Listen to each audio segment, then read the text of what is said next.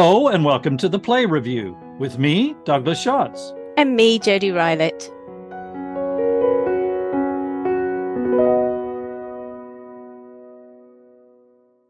Hello, Jodi. Nice to see you. Nice to see you too. Our show today is Bluets, which is playing at the Royal Court Theatre in Sloane Square in London.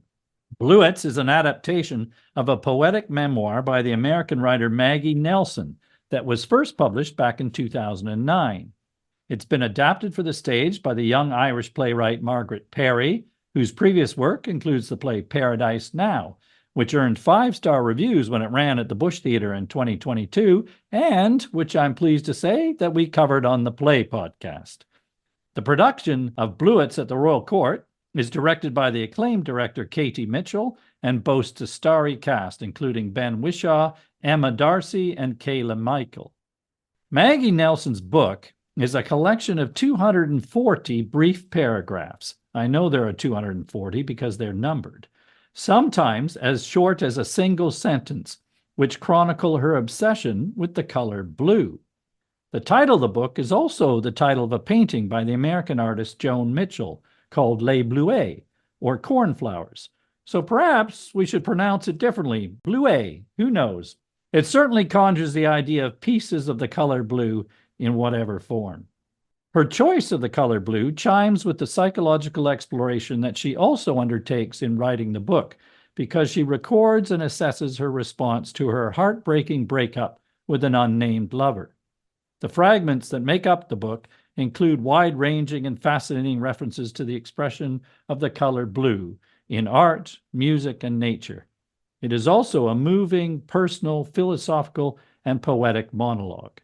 However, I have to say that it seemed very unlikely source material for dramatization.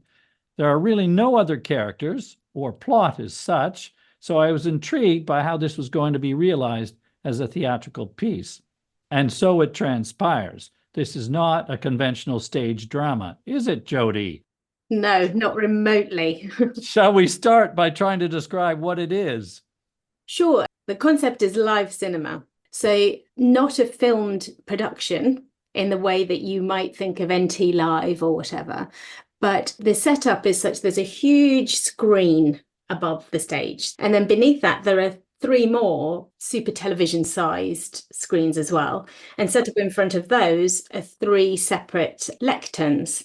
And these are the positions, the points where the 3 actors between them share, sometimes seamlessly, sometimes not so seamlessly, the words, the sentences, the paragraphs of this piece. And the whole time behind us on the big screen, you are seeing a put together image of the background of the context in which the scene is taking place, plus the live view of the actor saying the piece.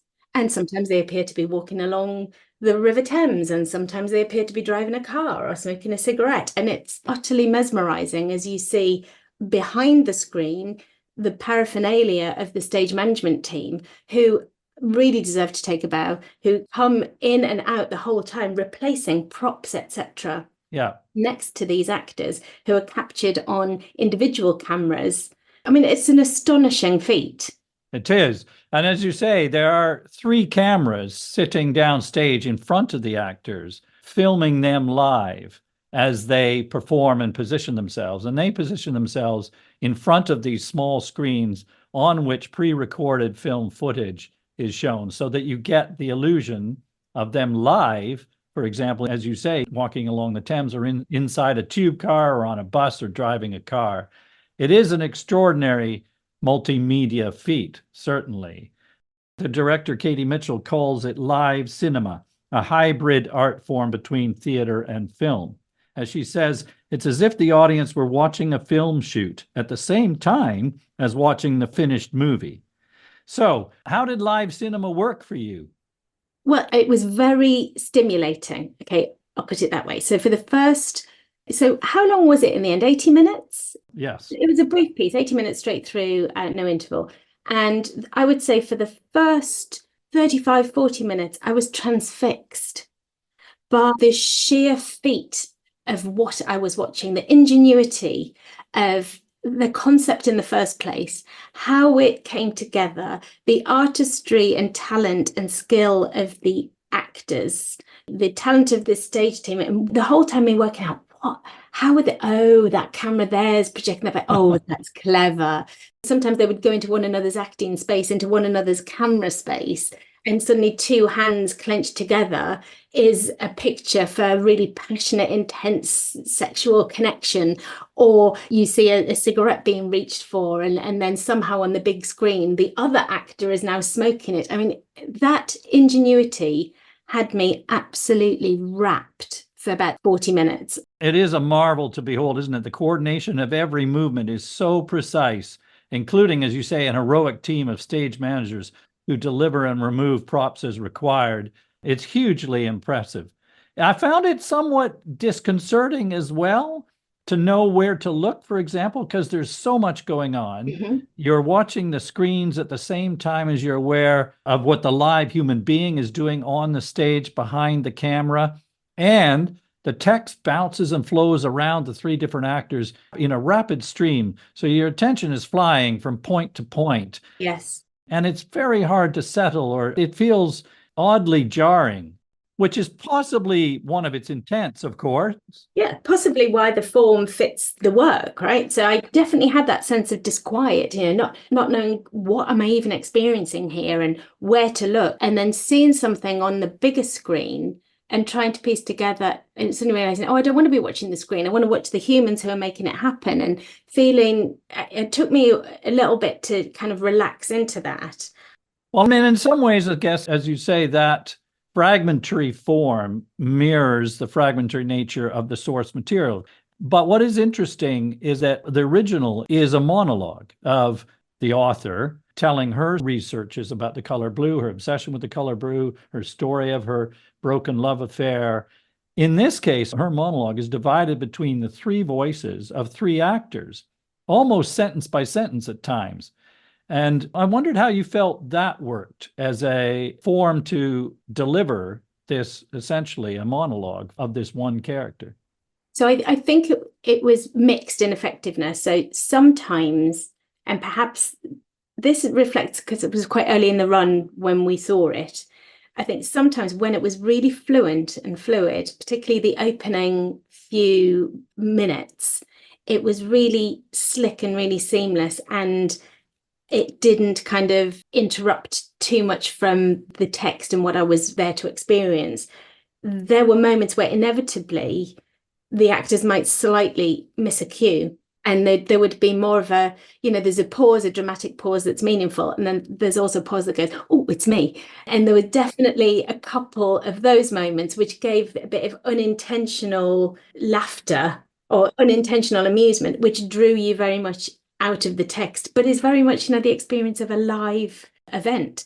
I think I had more issues with this in some respects. I get that this is an expression of the fragmented nature of the narrator's thoughts, for example. And Margaret Perry says in the program notes that she was trying to stage the experience of living inside a mind. Mm-hmm. And I think to some degree she achieves that with a sort of stream of consciousness flow and tone to the whole thing. She also said that the three voices represent three thought strands, one obsessive, one depressive, and one determined to distract.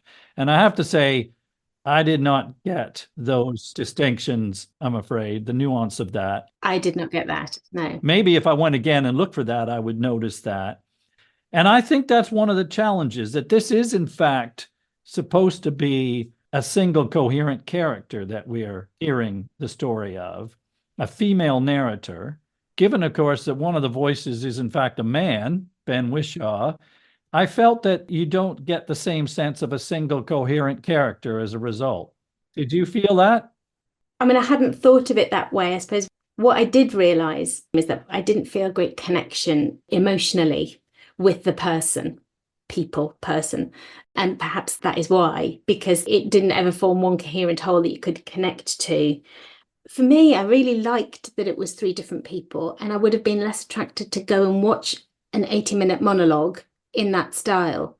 So there was something about the sharing it between the three people that kept an energy and a pace and an interest to it that perhaps I might otherwise have lost, even if they'd done 3 blocks of one person speaking, then handing to another, then handing to another, or if they'd had bigger chunks of text.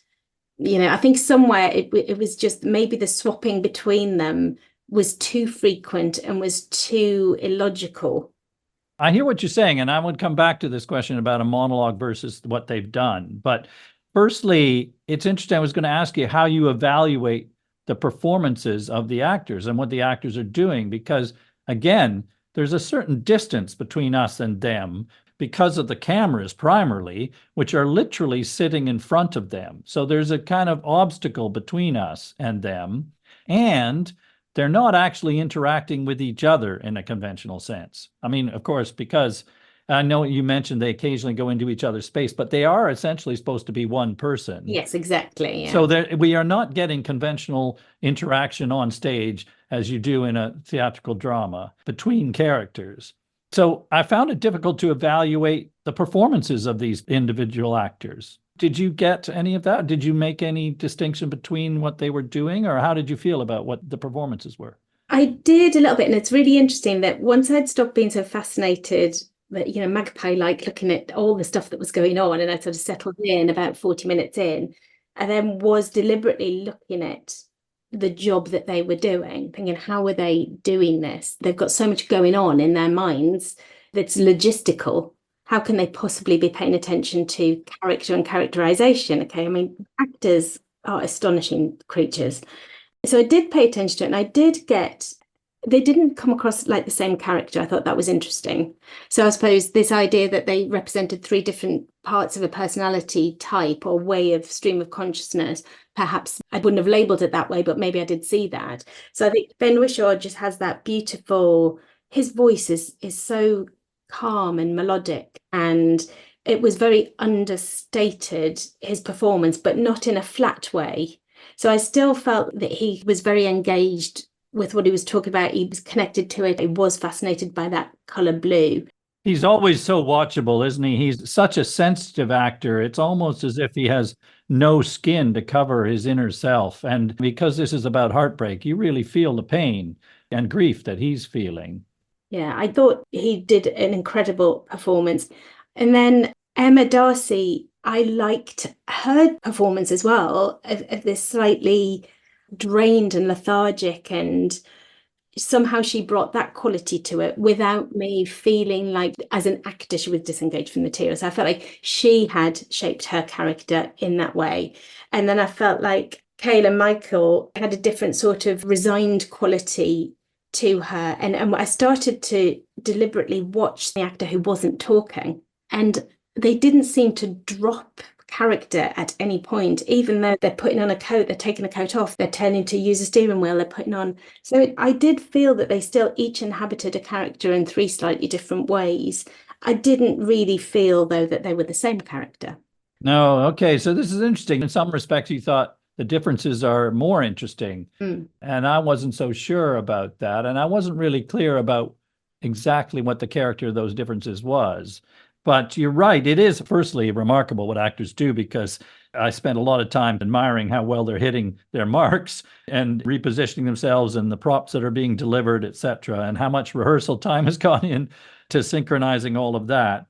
But I just felt I guess the format of this live cinema, particularly with the cameras, ultimately, I feel like there's a divide between us and the performances and the characters. Yeah. And I felt that most strongly, ironically, at the curtain call, when there's no space for them to come forward and stand downstage in front of the cameras. They were still stuck behind these desks and things, and we still couldn't see them fully or properly. I mean, finally, my question is, what do we think about what this result is? You mentioned the idea of it being a monologue. How do we feel about this compared to a conventional monologue or a conventional stage drama? What is this thing that we've just seen? I don't know what we saw. I'm very glad I saw it. I felt like it was an art form of its own. It was almost, what it made me think of? More like a performance art piece in the installation in the Tate Modern. That's exactly what I've written down. And when I was thinking, I came out and I said to my daughter, this is more like a live art installation you would see in a gallery. There you go. So maybe that's what she's created. Yes. And not to be compared with a conventional monologue or a play or... Yes, exactly. And I was thinking as I came out that I don't think I could cover it on the play podcast because I don't think it's actually a play. No. But I was excited to see the technical expertise on display and to see a different form of theatrical presentation. But I wasn't ultimately really as moved as I might have been by some other way, or even by the original book, I have to say, which is a fantastic piece of writing. So I would recommend, if anything, it sent me back to the book to reread it, which I very much enjoyed too. So I think that was my experience. It was ultimately, I was impressed, I was fascinated, I was definitely stimulated intellectually, but fundamentally unmoved, given the nature of the depth of the depression. And as a side story, there was also the friend who's in a life-changing accident and is a quadriplegic. These are very powerful things. I felt no lump in my throat, no tear in my eye, no connection that way. Maybe it's connected to what you were saying about the distance between us and the actors in the end. The format stood between us and the emotion. But then again, I could also argue, well, I wonder if that could even also be genuinely intentional, because in an experience of deep depression, maybe you are sort of disassociated from yourself. That's a very good point. You're right. There's a lot of pain in the book and in the text, which maybe you don't get. And because it's flowing past so quickly as well, and there's so much going on visually, it's hard to relate to some of the depth of the writing as well, I would say. But fascinating piece. And I would give plaudits to the Royal Court and its new artistic director, David Byrne, for programming this original piece. And I'm excited to see more of what's to come from a theater that's renowned for championing innovative work, of course. As a personal footnote, I can't resist saying I was hugely chuffed when I walked up to the theater to see Margaret Perry's name up on the famous neon sign on the front of the Royal Court, because she used to work part-time at the box office at the theater when she was starting out her writing career. So well done, Margaret. She's very talented. Oh, that's amazing. I mean, what a feat, what a thing to have achieved. Yeah, a really challenging thing to take on, this iconic, difficult book, and turn it into something like that. And it obviously was a symbiotic relationship between her and the director, Katie Mitchell. Yeah, and I certainly wasn't expecting a conventional stage piece, because the only reason I went in the first instance was because Katie Mitchell was doing it. And, I've got my very well-thumbed director's craft book, that I always dip into whenever I'm doing a new production. So yeah, I knew we were in for something different. Yeah, so I'd suggest that people should go and see it and make up your own mind. And in fact, I would say it would repay revisiting, I think. Anyway, Bluets, or Bluet, continues at the Royal Court until the 29th of June.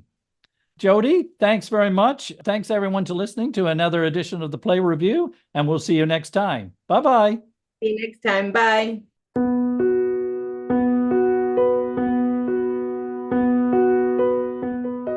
We'd love to hear what you think, so please visit theplaypodcast.com to share your comments, or email us at plays@theplaypodcast.com. Thanks for listening. See you next time.